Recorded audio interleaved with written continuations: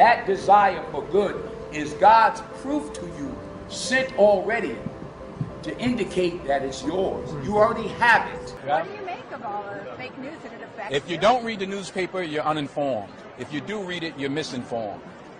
Denzel is the reason movies became cinema. Argue with me if you want, but I have a film degree and you do not. The majority of the man's work is top tier, even when the writing is lackluster. Obscure Movie Gold presents his first film, Carbon Copy, from 1981. Directed by Michael Schultz, director of the greatest movie of all time, The Last Dragon, but we'll get to that in another moment. It's a story of a man hiding his Jewishness to maintain a rich lifestyle, learning that he has a black son. Side note, what was up with people finding out they had black children back then, and the children never looked like Obama or Halle Berry? Seriously. You're liable to go into a coma when you get behind this. Hi, Daddy. The story starts with Walter Whitney, played by George Siegel, trying to get intimate with his wife. She rebukes his advances and exploits her husband working for her father by accusing Walter of trying to use her against her personal wishes? I did not try to my wife in front of the housekeeper, Nelson. Whatever my faults, I don't lack a sense of the theatrical. In a short time, we see Walter's life as an empty shell of yuppie comforts.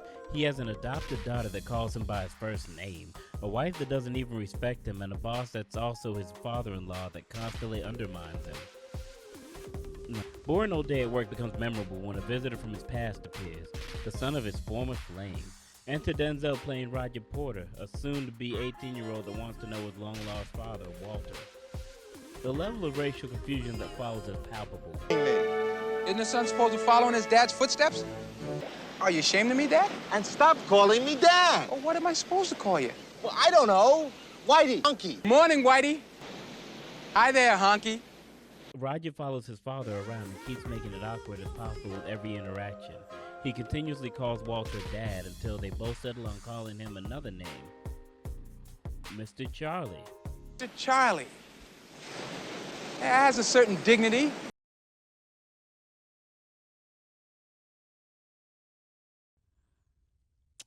Yeah, I didn't know what that... I just learned that recording this audio, actually, so that feels awkward now. Teach me how to build a model airplane.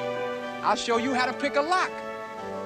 Walter tries to keep his illegitimate son secret from his wife and says instead he is sponsoring a local urban teen to see a better life. She reluctantly agrees to let the teen stay, but keeps throwing shade. It's an honor. My, what a fine-looking boy. We're having chicken for dinner. I just love chicken, man. I know you do. I had Bianca prepare especially for you. Well, what do you think, Marianne? Shall we adopt Roger for the summer? Have you ever been arrested? At dinner, true feelings come to the surface as Vivian, his wife, and Marianne, his adopted daughter, refuse to accept Roger. Vivian vocalizes she is not comfortable with a non-family member, which gives Walter the perfect chance to expose that Roger is in fact his son. Vivian has an entire meltdown of the truth and has to have the pastor, the doctor, and the father come to comfort her. Man, she tripping. Even the pastor gives Walter shade for having a dip in the chocolate section. Walter, if you ever want Vivian to speak to you again, go upstairs and tell her that God is white. Vivian and Marianne move out disgusted that Walter had a child with a black woman.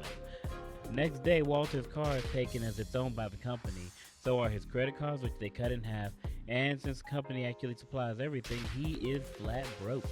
He's kicked out of his mansion, and his best friend, his lawyer, turns on him as divorce is in the air. Roger and Walter move into a cheap motel, only with what few luxuries they can carry. There they debate about how to make a living. The two men start looking into all possibilities they can to make any money.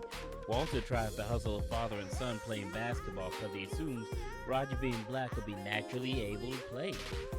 It ain't that type of movie. It's in your blood. That's racist. This is not He Got Game. That's a couple of years off. Roger sucks. Roger being young can't do much, but he does have a car. A car that doesn't have brakes, a horn, a good body, or power windows, but it's a car. Since Walter is blackballed, he has to resort to menial labor stacking hay in the stable for horses. Roger is tasked with getting a furnished apartment. He does so, but ends up with the most rundown apartment possible. It's like Cinderella. You were once the prince. Princess turned back into a pumpkin. I'll shovel it. I'll live in it. But I won't take it.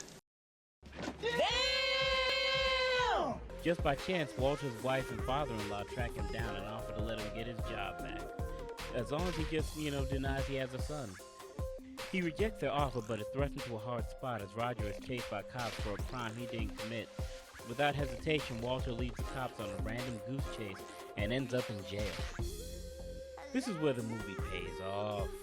Throughout the movie, Roger has had this sunny disposition, always cheery and always disconnected personality that almost feels like he's a psychopath. Breeze in the cold, white world. Lorraine, your mother's dead. Gone. Your father. Oh, Mom never got married. You know how it is with us colored folks. We ain't much for marrying. You going to high school, Roger? Uh-uh. When did you leave? About a year ago. Have you ever thought of going back and graduating? Don't need to. Makes you proud, doesn't it, Mr. Charlie? You can even rub my head for good luck. I don't believe in superstitious myths. Oh, there's no myth about black people changing your luck. Well, you only met me yesterday, and already your luck has changed. In this single jail scene, he finally shows his true face. He drops the happy face and admits he wanted to make Walter suffer. But what happened to his mother? All the sly comments were actually him literally trying to get Walter to punch him to prove that he was racist. Instead, Roger started to see Walter as a good guy and even took a bid on him. In this single moment, Denzel changed this entire movie's dynamic from a very interesting comedy to a movie with actual heart. Hey, that's why he's the GOAT! The GOAT! Now, how much bad happened to you that couldn't make any good happen to Mama? She's dead, Mr. Charlie. We'll never see her again, hear her again, touch her again. She deserved a better life.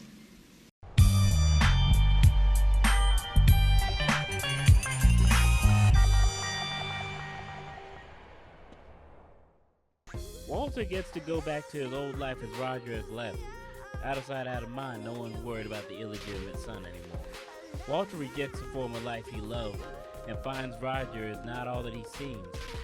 He wasn't a 17-year-old orphan, but actually a great student that graduated high school at 16 and was now in med school. As the two men reconcile on the hallway, they smile as they realize there are years of memories they have to make. I love this movie. I love this movie. I love this movie. The levels that exist in this film are palpable. It's like the 80s had this really weird racial term going on.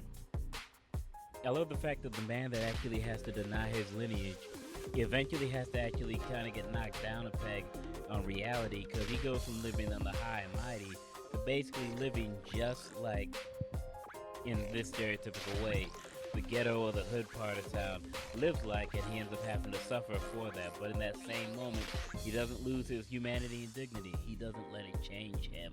Yes. Denzel's performance was meteoric. Story-wise, it was a story I don't know if we could even get away with in modern day. If we did, that would be amazing. I feel like people would get mad about it, though. Only big issue is, if the dad is Jewish and the mom is black, shouldn't the Roger character look more like Obama? I'm just saying.